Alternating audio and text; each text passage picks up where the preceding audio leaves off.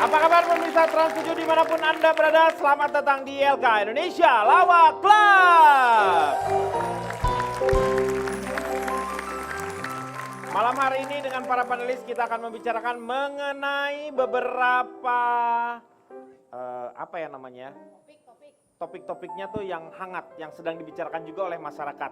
Jadi kita beri judul namanya Indonesia Lawak Kekinian. Iya.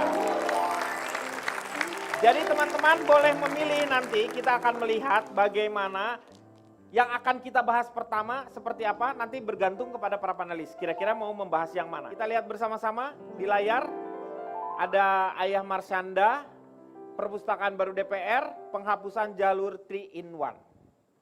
Kira-kira manakah yang mau dibahas terlebih dahulu? Ayah Marsyanda jadi anggota DPR. Hah? Gak ada Pak pilihannya. Reklamasi pantai Pak. Ceritanya beda dong. Jadi karena semuanya nampaknya yang saya lihat ini berdasarkan voting, semuanya nilainya hampir sama. Jadi kita akan membahas penghapusan Ayah Marsyanda di Perpustakaan Baru. Bagaimana? Ini aja lah urutan aja ya. Ayah Marsyanda dulu ya. Ya kalau kayak gitu ngapain Bapak suruh voting dari awal? Enggak maksudnya. Buang-buang ya itu, energi.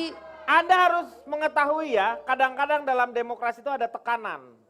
Ya, Sebenarnya saya seolah-olah demokrasi gitu. Silakan mau pilih yang mana, padahal semuanya sudah saya tentukan. Sekarang kita bicarakan Ayah Marsyanda. Ya, oke. Kita lihat terlebih dahulu. Miliki anak yang berprofesi sebagai artis tak selamanya berbuah manis. Hal itu terbukti pada Irwan Yusuf Ayah Marsyanda menjadi pengemis demi sesuap nasi untuk makan. Pasca diciduk petugas P3S Suku Dinas Sosial Jakarta Selatan di ruas Jalan Bangka Kemang, Ayah Caca telah dijemput meski belum diketahui akan tinggal di mana dan dirawat oleh siapa.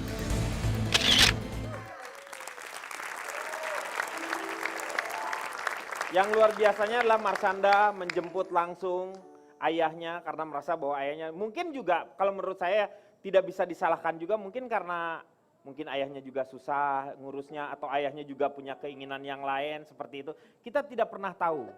Karena yang tahu itu adalah hanya Ayah Marsyanda dengan Marsyanda. Jadi kalau misalnya Anda bicarakan sekarang tentang Ayah Marsyanda ini, untuk apa? Nggak akan ada faedahnya. Untuk itu kita langsung ke berita yang kedua. Hah? Dibahas dong Pak. Oh dibahas dulu. Ini dibahas. rame loh Ini ibu-ibu. Ini Pak penting Denny, ya? ini penting Pak Denny. Ya. Bagaimana supaya generasi muda itu selalu memperhatikan generasi tua Pak Denny. Betul. Pak Denny tahu nggak siapa yang ngomong tuh? Ayah Marpuah. Salah. Dia ayahnya Marsha Pak. Hah? Marsha and the Beer. Jadi begini, yang saya ingin tanyakan adalah kadang-kadang kan kalau misalnya orang tua itu kalau misalnya di beberapa tempat di negara lain itu menjadi satu hal yang sangat lumrah. Kalau misalnya si ayahnya atau ibunya itu dititipkan ke panti jompo kadang-kadang. Tapi kan kalau kita tuh yang berbudaya yang seperti ini, yang mangan orang mangan yang penting ngumpul, itu kan kesannya tuh gimana gitu kalau membiarkan orang tua. Pak mangan orang mangan sama ngurusin orang tua. Kan karena ngumpul Meng, sering ngumpul kita tuh. Jadi kayaknya kalau melihat orang tua kayaknya sendirian, kasihan dia kesepian. Padahal belum tentu. Cocokkah hal ini dengan budaya kita? Atau Anda setuju nggak? Nih kita kan tanya langsung ke orang tuanya. Pak Jarwo yang tinggal di panti jompo gimana menurut Bapak? Siapa yang tinggal di panti Enggak jompo? maksudnya Bapak kalau misalnya anak Bapak tiba-tiba menitipkan Bapak di tempat Ya. penitipan helm. Bapak setuju nggak? Setuju. Hah? Saya memperkenalkan Ya, diri dulu silakan. Pak Denny. Saya ini Si gembala sapi. bukan Bapak Jarwo dari mana? rentetan jaringan rahasia di Kemayoran. Disingkat apa Pak? Reza Rahardian. Iya. Berkaca dari apa yang dialami oleh ayahnya Marsyanda. Marsyanda. Oh jadi buat cermin tuh ayahnya Marsyanda. Bukan. Maksudnya, Berkaca tuh gimana? maksud kita bisa mengambil hikmah apa Oh. yang terjadi pada orang lain Pak Denny. Betul. Gimana kan Marsyanda bukan hikmah Pak. Enggak. Hikmah maksudnya manfaat Manfaat. dari kejadian orang lain Pak Denny. Pak Denny tadi bertanya sama saya tentang apakah wajar orang tua dititipkan ke Panti jompo. Panti Bandung. jompo. Oh, panti jompo. Saya setuju Pak Denny. Bapak setuju? Betul. Karena apa? Karena di panti jompo itu Minuman haram. enggak. Gak kan lagu Oma gitu. Bisa terjadi yang namanya CLBK juga ternyata Pak Denny. Oh. CLBK, Cinta Lansia Bersemi Kembali.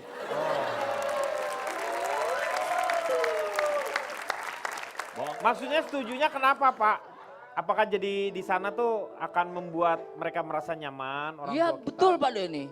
Orang tua itu kadang dia tidak mau yang namanya menyulitkan atau menyusahkan anaknya Pak Denny. Biarlah dia merawat dari kecil sampai dia besar kemudian berumah tangga.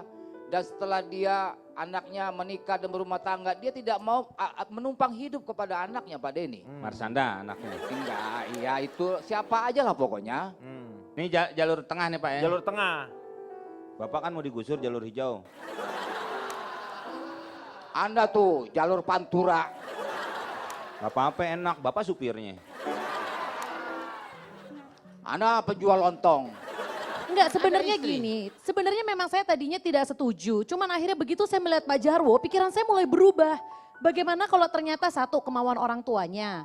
Kedua, terus orang tuanya seperti ini kerjanya marah-marah nggak jelas. Kita aja yang cuma syuting 3 jam sama dia nggak tahan. Kalau Apalagi keluarganya. Tuh, Iya, nggak kalau ini bisa mah- dong. Kalau nggak ini bisa. kalau perlu jangan panti jompo. Panti apa dong? Ragunan kandang macan. Kenapa kalau Ronald kenapa? Ya.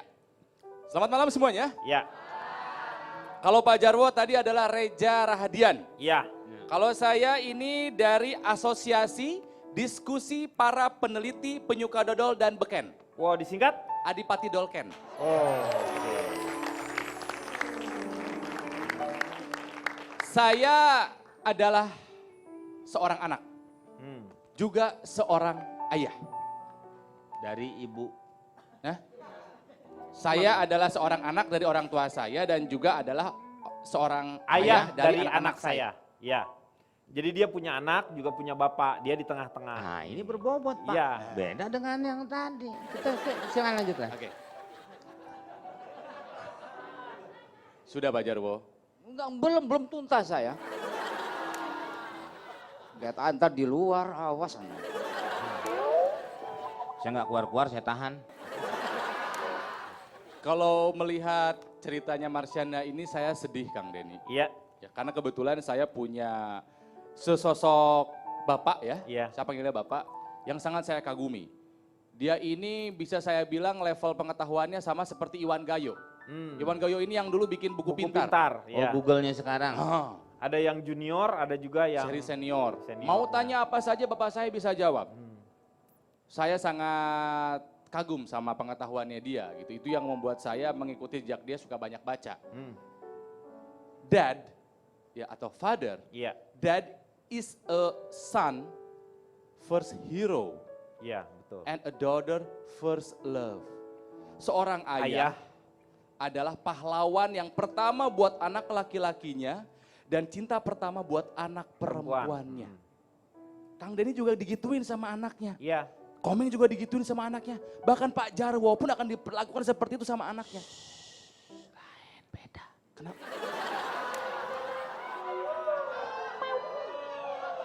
Kalau Pak Jarwo beda, Meng.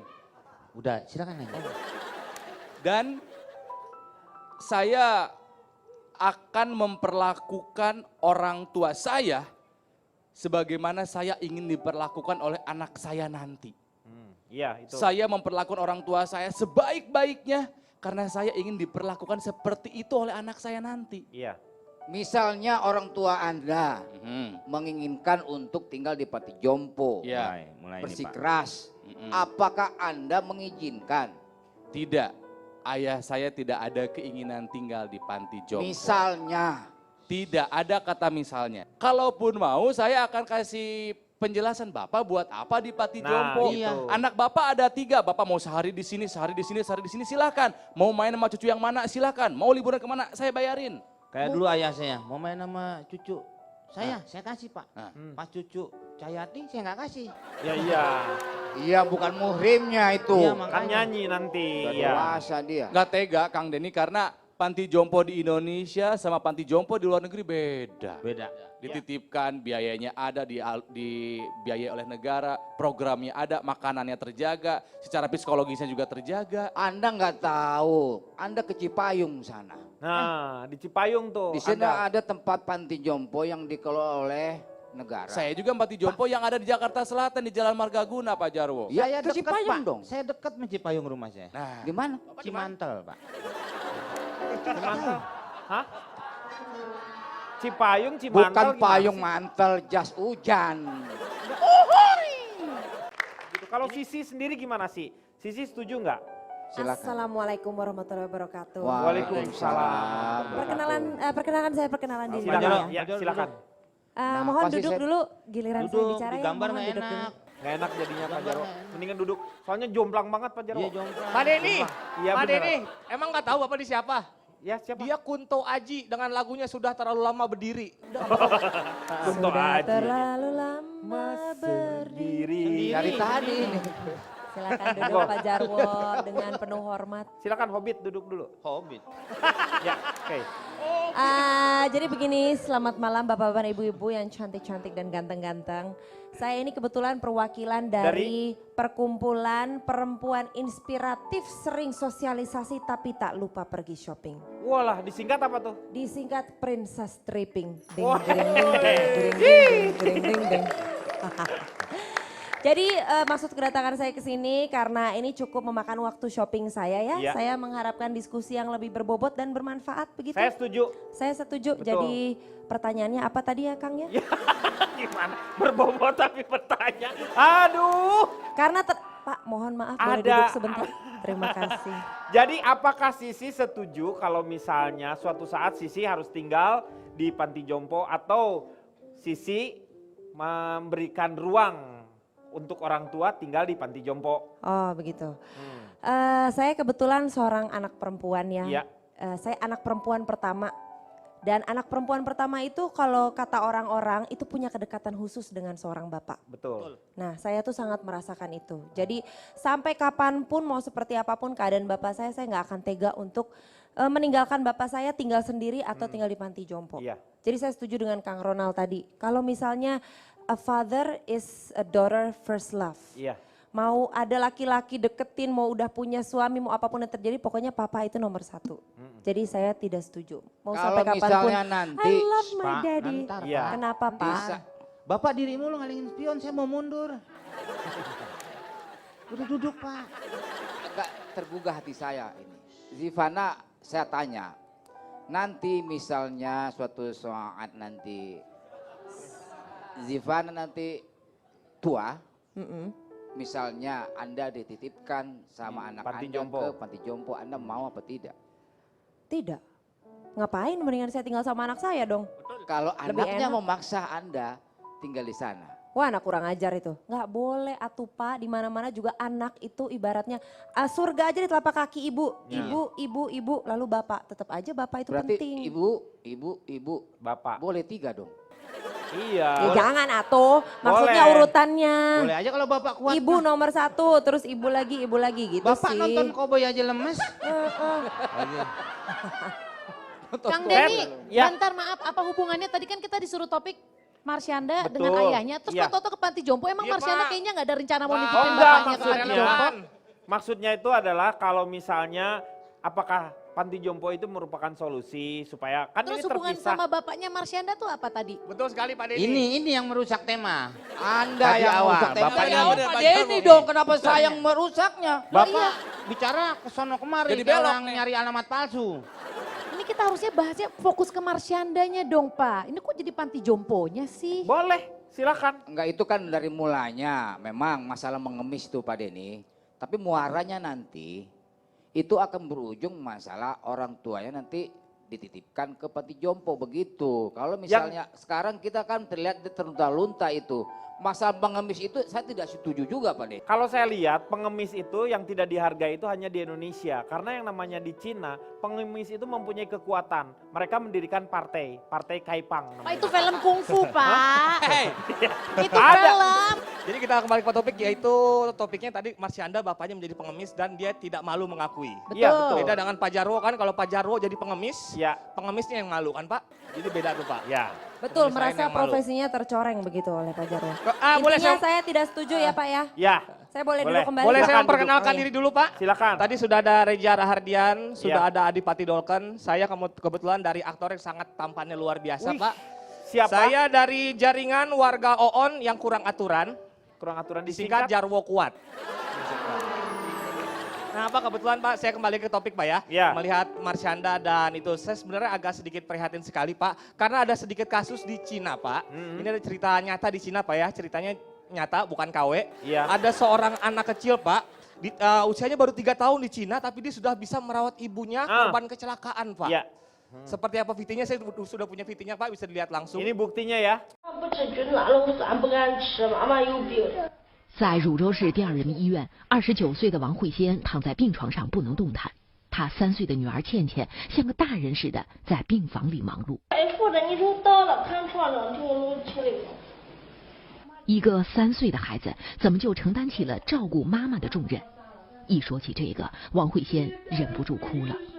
2015年闹归闹，3岁的孩子也许已经懵懂的知道，这个时候妈妈没人能够依靠，只能靠她。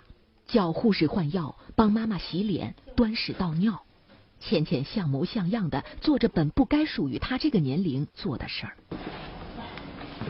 咋好啊？都刷腚啊，上厕所刷腚。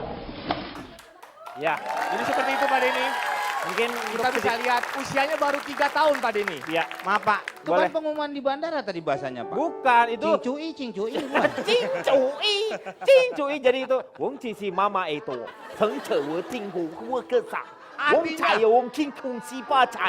Jadi maksudnya tuh bahwa seorang anak di usia yang seperti apapun juga mereka sudah diajarkan bagaimana dia mencintai ibu. Hong Qing mama chung hua teng si wa wa.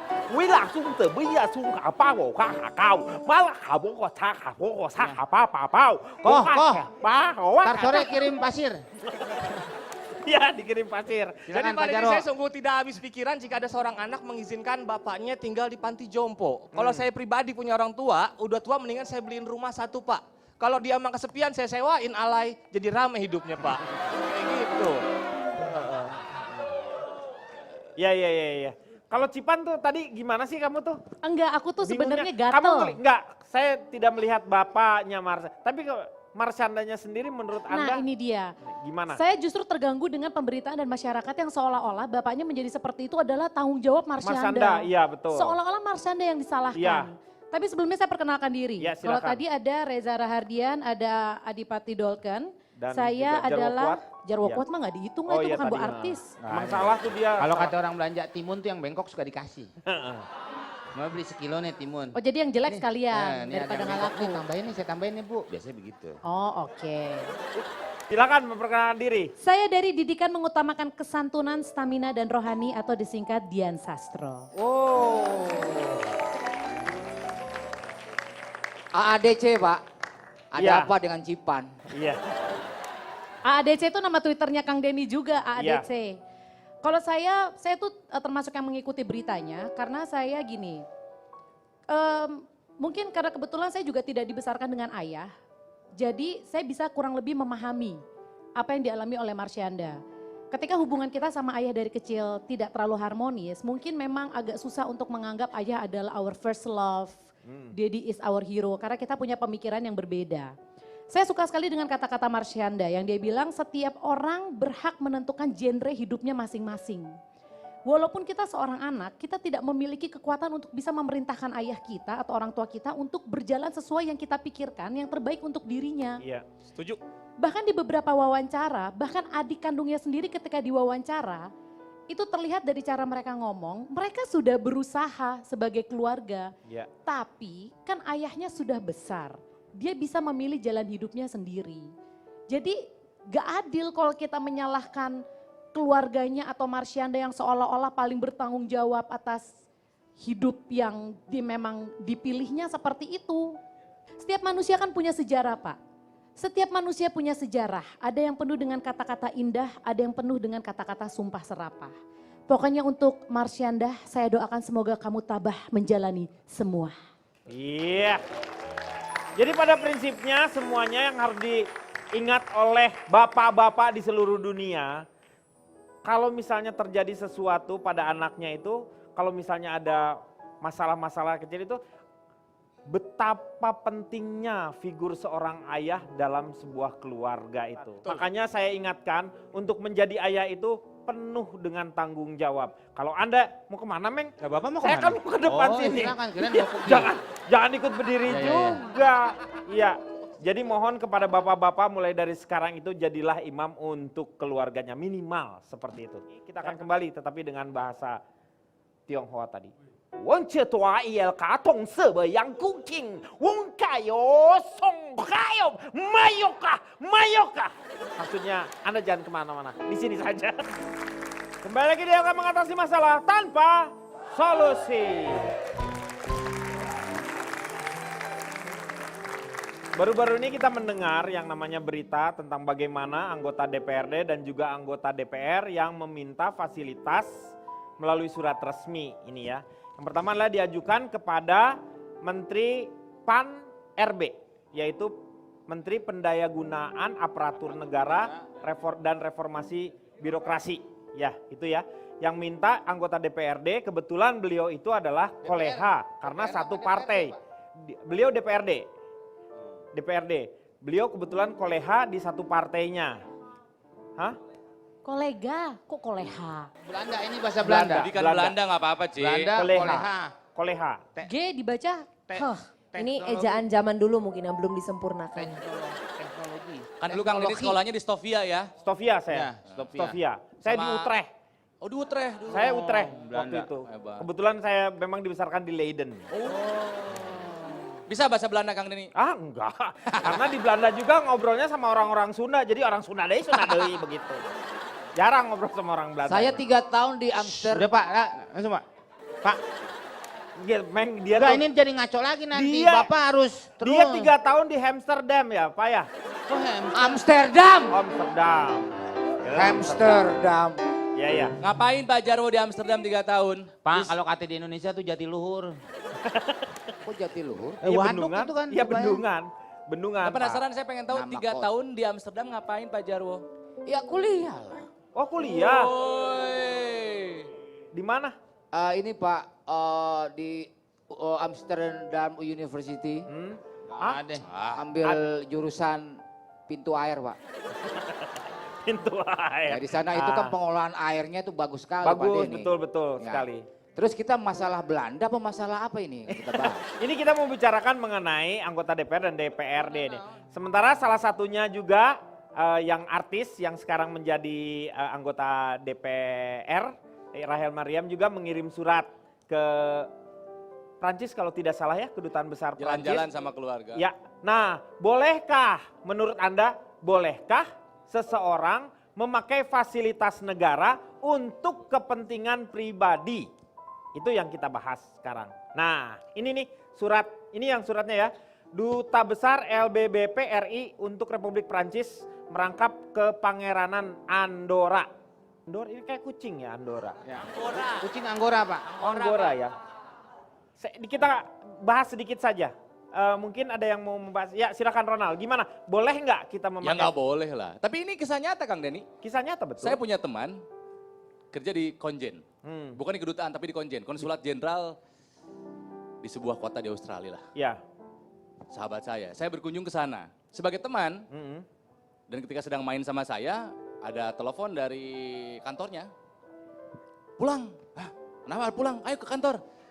Ada pejabat dari Indonesia minta diantar jalan-jalan, minta disediakan tempat penginapannya. Pokoknya dilayanin aja. Bukan untuk tugas negara. Bukan buat belanja, ini kisah nyata. Kalau Pak Jarwo sendiri melihat ini bagaimana Pak Jarwo? Pak Jarwo nggak ngelihat waktu itu nggak ada di sana kan Pak? Iya nggak ada Meng, tapi melihat kondisi Kalau keadaan Sudut ini. pandang saya. Ya. Boleh melihat nggak? Itu nggak harus secara langsung Ah. dengan kasat mata. Jadi? Pakai kasat verse. Itu lucu tahu kalau pada nggak ketawa. Ketawanya mana?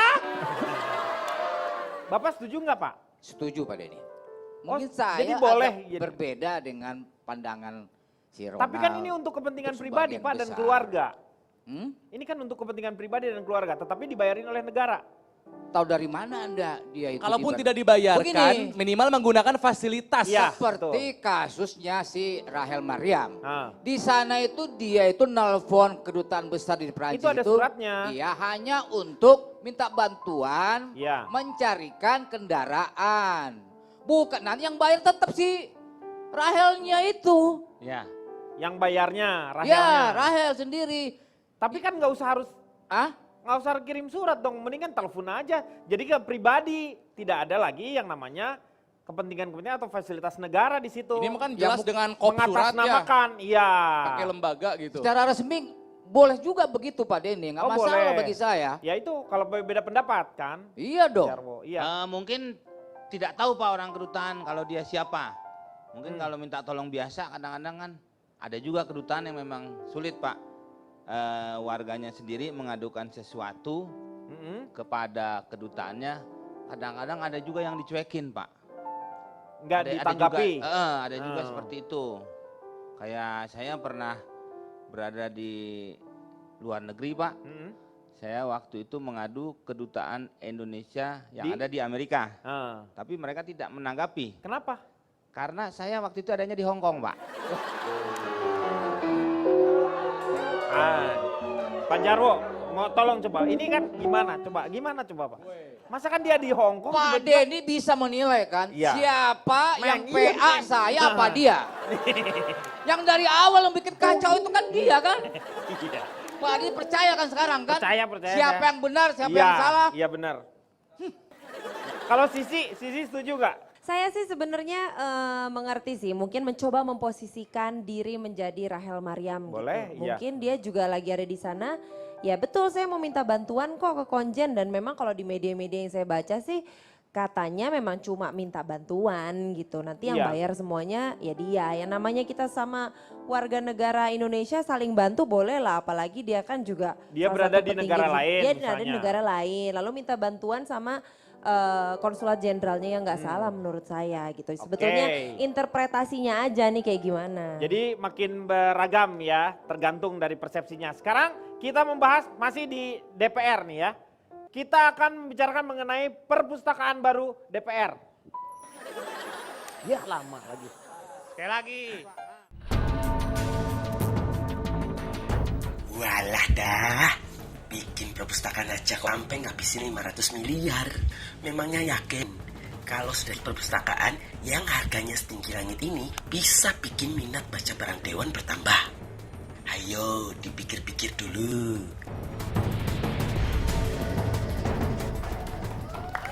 Perpustakaan baru DPR yang menelan biaya hampir ya 570 miliar yang sudah dianggarkan di APBN 2016. Dan diinginkan adalah, harapannya adalah bahwa perpustakaan ini menjadi perpustakaan yang menjadi sebuah yang terbesar juga di Asia Tenggara ya. Ya. Silakan Ronald. Indonesia mah suka gitu ya, suka nggak mau kalah gitu. Nggak mau kalah. Pengen jadi yang terbesar gitu. Iya. Jangan mengklaim apapun yang terbesar. Karena terbesar itu hanya milik Timur Tengah. Pertanyaannya sederhana tentang gedung perpustakaan DPR. Saya nanya sama yang ada di sini, siapa yang pernah ke gedung DPR angkat tangan? Ke gedung DPR. Angkat tangan, angkat tangan. Saya pernah numpang pipis. Beneran. Saya pernah lewat di depannya. Nah, Aku masuk. Ya beli kaca dong kalau Oke. gitu. sedikit kan? Saya pernah ngadu ke Komisi 3 Pak Denny. Oh ini pernah mengadu ke Ah, Komisi bohong. 3. Iya. Saya ngadu juga Pak ke Ngadu apaan? bola. Sama Pak Jarwo juga. Itu ngadu bola. Ya sama kan kita ngadu. Beda. Beda dari ini masalah terus nih Pak nih. Kan sama Pak Jarwo juga kita. Kalau ngadu itu, kalau saya ngadu ke Komisi 3 itu ada persoalan. Ya saya juga ada persoalan. Bagaimana caranya untuk memenangkan klub saya Pak? Ngadu bola secara fisik. Nah, Nah iya. itu main bola itu men. Ya ngadu juga kan Pak? Ngadu Besok memang. ngadu lawan siapa? Kan Iya. begitu pembicaraan orang. Ya. Lanjut, Nal. Yang pernah ke gedung DPR sedikit. Saya tanya lagi, yang pernah ke gedung perpustakaan DPR angkat tangan. Belum pernah. Meng, bener Meng. Ya benar. Udah pernah Meng? Nyasar nggak sengaja. Maksudnya nggak ada niatan untuk Ke membaca perpustakaan, tadinya. iya. Karena saya kan Ah, keliling-keliling. Pak. Hanya satu orang, Dua. malah. Kang Maman. Waktu itu ngapain ke sana Kang Maman? Ah, ngumpet kali. Bedah buku. Apa bedah buku? Oh, bedah buku. Memang tujuannya memang ke perpustakaannya. Gedung perpustakaan DPR itu masyarakat umum boleh datang. Iya. Boleh baca, tapi tidak boleh pinjam. Karena yang boleh pinjam itu hanya anggota DPR, staf ahli DPR, sama staf DPR. Iwan Hanya- Fals boleh mungkin Pak? Hah? Iwan Fals. Iwan Fals kenapa boleh? Kok boleh? Buku ini aku pinjam. Oh, itu lagu. Ya, itu mungkin lagu. dia boleh. Itu lagunya. Itu kan di sekolah, Meng. Di kantin depan kelasmu. bukan di DPR. Bukan. di DPR. Dan tujuan dari perpustakaan DPR itu adalah untuk supaya para anggota dewan dan juga para staf ahli itu melakukan riset, Ya. analisis, penyusunan anggaran dan perancangan dewan untuk membuat sebuah undang-undang. Tujuannya itu kan, ya. Yang saya takutkan apa Kang Denny? Takutnya proyek ini jadi ajang proyek bancakan, bagi-bagi gitu. Mohon maaf, saya mah suka. Anda itu jangan suuzon Saya dulu. suka suuzon kalau buat kayak begini. Ini Pak Denny, perpustakaan DPR ini akan menjadi perpustakaan terbesar di Asia Tenggara. Cakep tuh Pak Jarwo. Begitu megahnya sebagai rakyat yang diwakili dan rakyat Indonesia bangga Pak Denny. Kita punya gedung perpustakaan yang megah. Ada yang bisa dibanggakan Pak Jarwo bener ya Pak ya? Ada. Cakep saya pro sama Pak Jarwo Jangan kali terlalu ambisius kalau minat bacanya saja masih rendah. Apakah ada kaitan Kang Denny antara kualitas dan kinerja anggota DPR dan kondisi perpustakaannya? Ada nggak? Tidak. Kalau Menurut saya anggota- terkandung. Menurut saya tergantung. Iya. Tergantung apakah para anggota DPR itu lebih sering membuka matanya untuk membaca buku di saat waktu mereka senggang atau lebih banyak matanya dipakai untuk menutup pada saat mereka sidang. Kalau menurut mereka Ya, dengan adanya ruangan benar. baru mungkin akan tambah minat lagi untuk membaca. Amin, Menurut mereka. amin. Saya bukan amin, saya Mudah-mudahan. komentar. Saya aminkan saja. Tapi gini Kang Denny. Tapi setidak-tidaknya akan menumbuhkan minat baca dari para anggota dewan. Pak Denny. Seharusnya mereka sih Minimal tidak. bisa membaca peluang proyek Pak Denny. Oh, Ya. kesana arahnya. arahnya ke sono. Kalau gitu saya dukung. Tapi Kang Denny, kalaupun proyek ini jadi, ada perpustakaan baru DPR yang mewah, nggak apa-apa. Semoga ketika nanti perpustakaan DPR jadi, anggota dewan jadi sering banyak ke sana untuk membaca, mereka belajar ya untuk menutup mulut dan membuka pikiran. Iya. Gitu. Yang sekarang kebalikan ya soalnya. Ya kalau politikus kan harus ngomong karena dia kan mewakili beberapa orang yang diwakilikannya itu, jadi dia harus memberikan keterangan seperti apa. Lagi pula nggak perlu mewah-mewah lah. Ini yang langsung praktek, bukan orang kaya tapi orang yang peduli dengan sesamanya. Nah, Ini lihat nggak perlu ratusan miliar. Oh, gitu. Modalnya apa dia lihat? Modalnya hanya kuda. Oh ada kuda. Namanya Oh, kuda pustaka. Kuda pustaka Gunung Slamet ya. Namanya Pak Ridwan Sururi. Ridwan Sururi seorang perawat kuda dari Purbalingga. Ya Beliau- repot dong, masa gedung DPR dimasukin kuda segitu banyak? Bukan Enggak, perbandingannya. Nanti maksudnya, kalau Ci. book sembarangan gimana? Kalau niat mah tidak perlu bangun gedung 570 miliar. Bukan begitu Cipan. Gitu loh. Bukunya ini sumbangan dari para donatur, dikumpulkan, kemudian dikelilingkan sama si kuda, ditawarkan ke anak-anak Anak-anak sekolah sana untuk membaca setiap ya. Selasa, Rabu, Kamis dan gratis. Ya Jangan- nggak bisa dibandingin Ya, dong Kang memang. Ronald. Ini kan levelnya DPR, masa bandinginnya sama yang begini? Nah kalau mau sih 570 mending dibikin kayak begini yang jelas-jelas ke masyarakat. Dan bukan hanya ini aja ya, bukan hanya kuda pustaka saja. Ada lagi, Ini seharusnya kan Pak Ridwan ini mendapatkan penghargaan ya. Ini yang harus didorong supaya menjadi inspirasi untuk Indonesia itu. Memang minat baca orang bangsa Indonesia itu sangat kurang. Sangat kurang. Ada satu lagi Kang Denny, kalau ini kuda pustaka, kalau ini di laut, namanya perahu pustaka. Oh, perahu pustaka. Nah Oh, ini- kalau soal perahu pustaka ini adanya di Polewali Mandar, Sulawesi Barat ya. Mendatangi pulau-pulau terpencil, kalau tentang ini lebih baik yang cerita Kang Maman. Karena Kang Maman terlibat dalam perahu pustaka ini. Bahkan kemarin sempat terbalik teman- kapalnya. Teman saya di dalam sini nih Pak nih, dia tenggelam Ya nih. di dalam sini nih. Nah kalau soal ini mending Benar, Kang tanya, Maman Pak. yang cerita. Iya. Ini jadi perpustakaannya nih di dalam ya mereka tuh ya. Tapi jalan gitu ya ke pulau-pulau. Yang kita bicarakan ini adalah salah satunya ini bagaikan bata-bata. untuk minat baca bangsa Indonesia, ini yang seperti ini perlu, yang kuda juga perlu, yang dibuat oleh DPR juga perlu. Nah, itu Mereka maksudnya. membentuk batu bata, membangun yang namanya minat baca. Sehingga Beriringan kalau dulu. misalnya sudah Cakep, Pak. kokoh, bangsa Indonesia bukan hanya bangsa yang besar, tetapi bangsa yang unggul. Itu yang kita inginkan dengan referensi yang sangat luar biasa. Betul. Tapi Menggalakkan gini, minat baca Pak. Pak Denny, menggalakkan minat baca dulu Ya, Pak. Saya ini orangnya Low bed. kutu buku Pak Denny. kutu buku. Betul. Bapak ini. Saya apa aja buku saya baca, mulai dari non Itu kan menurut Bapak, tapi tetangga Bapak bilang maksudnya Bapak kutu kupret. Kalau saya lebih percaya Pak Jarwo ini kutukan mungkin ya. Bisa jadi. Jadi kutukan. Kang Maman bisa Nggak, cerita sedikit nggak nggak ada nih? sedikit Pak Denny. Iya, iya. Sedikit aja Pak Maman ya. Jadi semua buku saya baca, dari non fiksi sampai yang fiksi juga saya baca. Tapi ada satu buku yang saya baca hingga membuat saya menangis dan Oh, sedih Pak Denny. Buku apa Pak? Buku tabungan saya Pak Denny. Itu di akhirnya menyedihkan ya. Kang Maman boleh cerita nggak? Itu tuh si perpustakaannya emang kalau mau baca masuk ke dalam? Tadi Ridwan Sururi di Gunung Slamet, Gunung Ridwan Slamet. Alimudin di Pambusuang itu teman-teman kita juga. Hmm. Perahu ini keliling seminggu ke 3 pulau-pulau kecil. Kami biaya satu perahu kita bikin 15 juta satu. Kita punya perahu, beca, bendi, motor dan perpustakaan.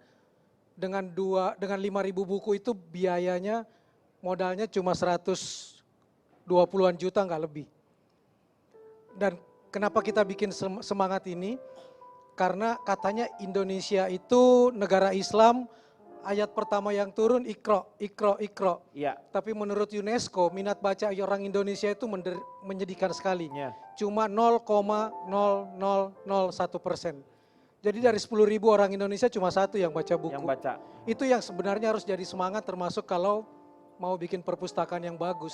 Sebenarnya kan kalau ngomongin soal minat baca bangsa Indonesia, saya pernah ngobrol nih Pak sama salah satu relawan yang bergerak di bidang sama seperti ini, mereka perpustakaan keliling. Banyak faktornya gitu, bisa jadi karena satu tidak dibiasakan dari Iya. orang tuanya pun tidak terbiasa membaca. Atau yang kedua, karena memang tidak ada buku yang bisa dibaca. Karena mereka tinggal di daerah yang terpencil, akhirnya tidak bisa diakses. Atau yang ketiga, karena mereka menganggap membaca buku itu kayak apa ya, kayak kerjaan orang tua. Nah, itu dia kenapa akhirnya si DPR ini muncul untuk memiliki perpustakaan yang sangat luar biasa, yang tempatnya keren. Untuk apa? Ini juga untuk menstimulasi anak-anak muda untuk mau sekedar minimal mampir dulu. Kenalan dulu sama tempatnya, siapa tahu begitu dia mampir, wah tempatnya keren, Iya. akhirnya mulai tergoda untuk membaca si buku itu. Iya. 500 Dirangsang ya, dirangsang terlebih dahulu, segala sesuatu kan butuh rangsangan. Iya. Masalahnya yang namanya kaum muda kalau tempatnya nggak keren, biasa tuh nggak mau datang Pak. Betul sekali Ci. Mereka itu makhluk visual, begitu ngeliat That's right. keren baru datang.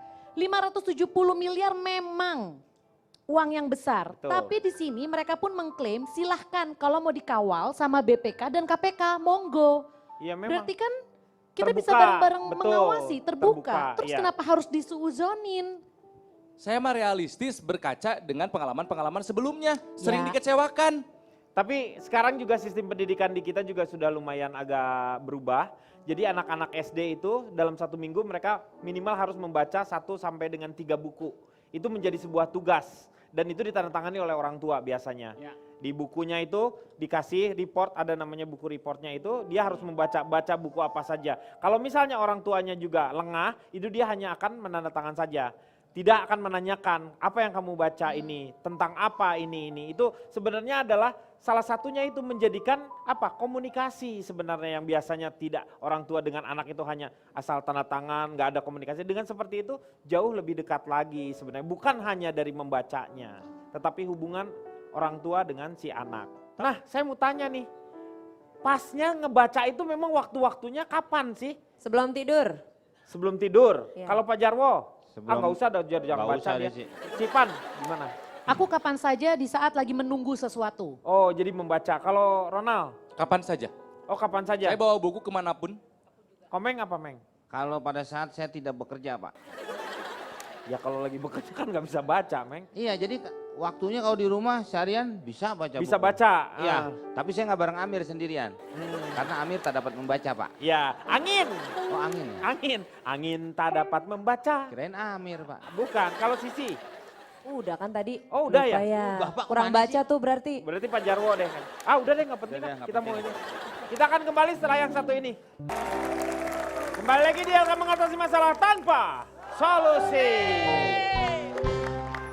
Sekarang kita akan membahas masalah yang terakhir. Mau kemana, Pak? Ini kan udah. Yang terakhir adalah penghapusan jalur 3-in-1. Kita simak bersama-sama. Salah satu aturan lalu lintas yang akrab dengan keseharian para pengendara di jalanan ibu kota setiap pagi dan sore adalah peraturan 3-in-1. Aturan yang mewajibkan mobil diisi oleh 3 orang atau lebih, membuat para joki bermunculan di setiap jam sibuk demi menghindarkan si pemilik mobil dari sanksi. Ironisnya, acungan jari telunjuk para joki di tepian jalan ini didominasi kaum perempuan yang tak jarang menggendong bayi atau balita. Para joki alias penumpang sewaan ini sudah bersiap menjajakan jasanya sejak pukul 7 pagi. Meski bukan menjadi pekerjaan utama, menjadi joki 3-in-1 bisa memberikan pemasukan antara 25 hingga 100 ribu rupiah setiap harinya. Apalagi bila si joki membawa anak, tarifnya akan meningkat. Banyaknya kasus eksploitasi anak yang berkedok joki 3-in-1 menjadi salah satu pemicu munculnya wacana penghapusan sistem 3-in-1 dari Pemprov DKI Jakarta. Sistem ini nantinya akan digantikan dengan sistem ERP atau Electronic Road Pricing demi mengendalikan lalu lintas kota Jakarta lewat retribusi. Jadi ada wacana 3-in-1 ini tidak efektif karena hanya melahirkan anak-anak kecil dipekerjakan, akhirnya ada yang dikasih obat tidur supaya itu tidak menyehatkan sehingga dihapuskan, akan diganti oleh ERP. Emerson, Wright and Palmer. Bukan. Electronic Road Pricing. Oh iya. Itu ELP. Iya. Bapak Bukan bukunya yang mana sih? Selalu beda. Iya. Saya lihat kurikulum Bapak tuh nggak pernah Beda, cocok. beda. Ya, setiap Bapak bahas apa pasti beda. Saya juga aneh ya, kenapa saya beda? Iya. Pak Jarwo, Tapi menurut saya itu ngebantu juga lupa. ngebantu apanya? Pekerjaan. Sekarang dihapus nih. Tapi macet Ah, di itu. beberapa bagian. Iya. Jadi- Bukannya bertambah lancar, tapi memang ada kemacetan. Ya. Mungkin lagi di ini, Meng, namanya apa?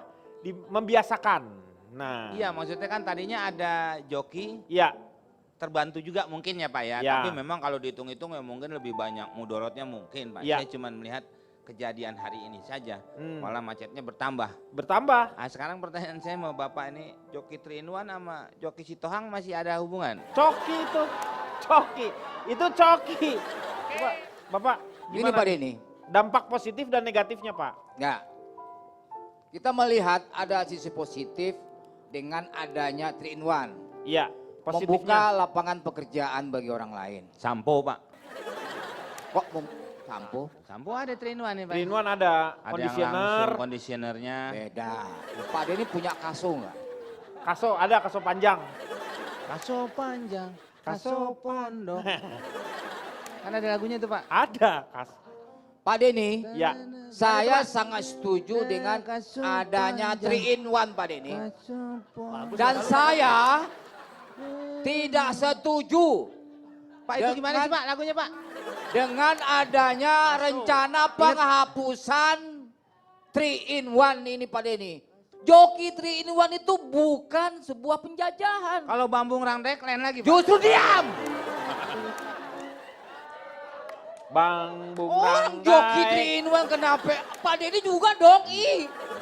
Nah, kemudian Pak Denny, Anda jangan kait-kaitkan dengan lagu-lagu sama bahan saya ini. Iya. Bikin rancu saya aja. Mau bikin saya lucunya gagal gitu. Di tangan. Pramuka. Madu di tangan kiri. Latar kanan belakang. nih. Rancu di tangan. Racun. kiri. Racun, Ya, Pak Denny, racun. Racun, Pak. Pak Bukan Denny. rancu. Nah yang kedua Pak Denny, Yang kedua. latar belakang diberlakukannya 3-in-1 itu apa? Karena macet. Membatasi jumlah kendaraan. Nah, 3-in-1 sudah itu. jelas latar belakangnya membatasi jumlah kendaraan, bukan membatasi joki 3-in-1. Yang Menguat- dibatasi itu adalah jumlah kendaraan, bukan jumlah joki 3 in 1 dibatasin. Masalahnya itu berbanding lurus. Kalau misalnya joki 3 in 1-nya banyak, masuk kendaraan juga jadi banyak, begitu. Joki 3 in Anda 1. ngomong dengan Pak Denny tidak nyambung ini. Iya benar. Dia cuman masalahnya karena joki 3 in 1 banyak, jadi mobil juga masuknya banyak. Banyak. Dia cuman gini doang Pak. Iya. Ditanggepin dong Pak. Dia maksudnya udah, dia mau ketiga aja udahlah, nggak usah dibahas gitu. kan Saya ngajak ngerti, ngebahas. iya. Biar cepat Pak Denny, biar cepat. Biar cepat, Biar cepat kalau aja dia udah. tuh. Tapi Nih. nggak kelihatan kalau dia itu argumennya semua hafalan, tapi bukan Ya. karena analisa Ya, pintar. Loh, nggak usah. Anda menilainya seperti itu, padahal bukan hafalan itu. Bukan, ini bukan hafalan. Itu sebuah analisa saya sebagai cendekiawan muslim. Tanggapin dong. It's me, Bapak it's me ya. Bapak it's me. Tanggepin dong. Kemudian yang ketiga. Pak, tanggepin dulu yang tadi benar itu kata Bapak Yang Asinan mana Jakarta. ini masalah durasi. Elah, Cipan Anda nggak ngerti. Semua sudah paham. Saudara manggil saya siapa? Lah itu Bapak nemteknya Asinan Jakarta. Nama saya Pak Komeng Pak. Komen dari Bapak mana lu deketin. baca, Meng? Itu Dari Meng. jauh Bapak nggak lihat. Iya itu panjang banget kalau komen kan. Silakan lanjutkan. Anda copotin nggak itu? Asinan. Suruh copotin. Bukan ini yang di sini Anda itu loh. Nemtek itu, nemtek. Yang ada urusannya sama Bapak. Soal penghapusan 3 in 1, Nah, saya sih ya sebetulnya tidak terlalu terpengaruh sama 3 in 1 ya. Ayo berdiri, tolong berdiri. Karena nggak jam mau 3 in 1 berdiri. itu. Anda kalau duduk nggak menghormati saya Ya, berarti. karena saya pernah kenal dengan seorang ahli transportasi, Kang. Orang Perancis keturunan Aljazair. Gue demen nih. Siapa nih? Namanya Taufik Trafik. Dia memang ahli transportasi. Ya. Dia bilang begini bahwa a developed country Asik. is not a place where the poor have cars. Cakep. It's where the rich use public transportation. Negara berkembang. iya. Indonesia adalah negara berkembang.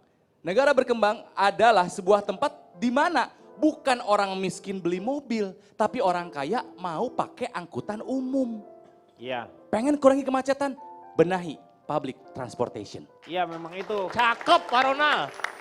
Ya salah satunya memang dari dulu memang seharusnya seperti itu. Jadi harusnya nyaman, terus juga murah, bisa dinikmati, keamanannya juga terjaga. Itu keinginannya sehingga sekarang ini kan banyak sekali kan yang namanya busway, terus kita juga bikin yang namanya kereta bawah laut gitu kan. Oke, waktunya Kang Maman, silakan notulen. Teman-teman di sini tak ada yang berniat mengadili Marsyanda. Seperti dikatakan Kang Denny tadi, karena kita sendiri tidak tahu penyebab sebenarnya dan itu pun urusan keluarga mereka. Karenanya berkaitan dengan bapak, dengan lelaki yang terbicarakan lebih bersifat umum dan ada 3 poin. Pertama, jika lelaki itu mantan pasangan atau mantan suami, jadikan sebagai kenangan akan kebaikan-kebaikan. Bukan sebagai genangan air mata penuh luka, kedukaan dan kebencian. Jika ia seorang bapak, betul kata teman-teman, bapak adalah pahlawan pertama bagi anak laki-lakinya dan cinta pertama bagi anak perempuannya. Jadi teringat nasihat seorang ibu bahwa tangisan bapak mungkin tak pernah kau dengar karena dia ingin terlihat kuat agar kau tak ragu berlindung di lengan dan dadanya ketika kau merasa tak nyaman. Dan ketahuilah cinta bapak kepadamu sama besarnya dengan cinta ibu. Jadi anakku, di diri bapakmu juga terdapat ridho dan surga bagimu. Dan jika lelaki itu suami, teringat testimoni seorang istri mengenai kehidupan berumah tangganya yang bisa mencapai perkawinan perak 25 tahun. Apa karena suami ibu begitu sempurna? Sebaliknya, ya banyak kekurangannya. Banyak kekurangan? Ya banyak, sebanyak bintang di langit, tidak sanggup saya menghitung semuanya. Apakah kebaikan suami ibu juga banyak sekali? Justru sedikit. Sedikit sekali bagaikan matahari di langit. Terus mengapa ibu bisa hidup bersamanya dan lebih dari 1/4 abad dan tetap menyayangi suami ibu? Kata sang istri, karena begitu matahari terbit, semua bintang di langit jadi tidak kelihatan. Kesimpulannya, jika Anda wakil rakyat di DPR yang menjalankan fungsi anggaran, pejabat di pemerintahan yang mengeksekusi kebijakan, atau rakyat biasa sekalipun, bapak, ibu atau anak, jadilah matahari yang menerangi, bukan yang membuat rugi, memerangi, apalagi menyakiti. Menerangi orang lain membuatmu ikut mendapatkan terang itu sendiri. Iya, terima kasih Kang Maman.